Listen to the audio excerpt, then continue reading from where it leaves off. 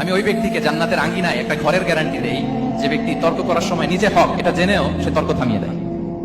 অনেক সময় হয় না, অনেকে পায়ে পাড়া দিয়ে ঝগড়া করতে আসে, এরকম আসলে নাই?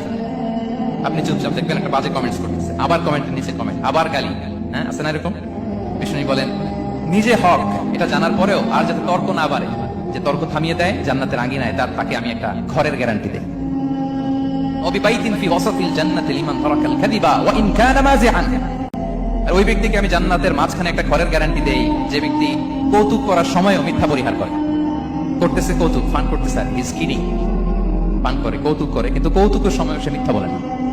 এই স্বভাব যাদের, তাদেরকে আমি জান্নাতের মাঝ বরাবর একটা ঘরের গ্যারান্টি দেই।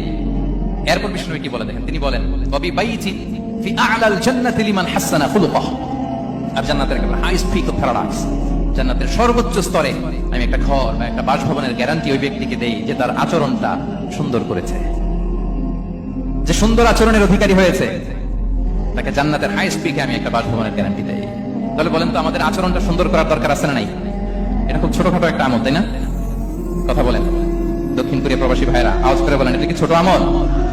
দেখলে সালাম দিব, সুন্দরভাবে কথা বলবো, ভালো উইশ করব, হ্যাঁ, হিংসা জিঘাংসা অহংকার থেকে মুক্ত থাকবো, খিটখিটে মেজাজের হব না, অলওয়েজ স্মাইলিং ফেস থাকবে আমার, হৃদ্যতাপূর্ণ আচরণ। এই কাজটা কি ছোট আমল? আওয়াজ করে বলেন, এই আমলটা কি ছোট না বড়? প্রিয় ভাইরা, বিষ্ণু ইসলাম সবার সাথে এরকম মাধুর্যতাপূর্ণ আচরণ করতেন, ছোট থেকে বড়, নারী থেকে পুরুষ, বন্ধু থেকে শত্রু, সবার সাথে সুন্দর আচরণ করতেন। এবং তার এই চমৎকার আচরণে মুগ্ধ হয়ে তার অনেক শত্রু মুহূর্তে তার বন্ধুতে পরিণত হয়েছে।